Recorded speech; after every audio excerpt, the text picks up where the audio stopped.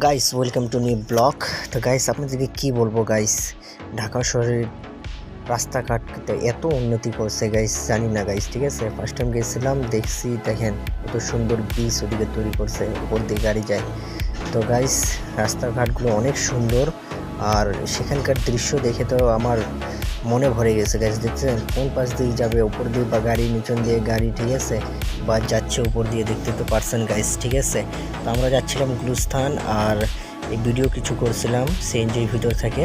তো কেননা সিএনজির বাইরে সব ওয়ার্লিং করা আছে, কেননা সেখানকার টোকাইগুলো চুরি করে শেড নিয়ে চলে যায়, সে কারণে পুরো মেকআপ করে রাখছিল পুরো চারপাশে।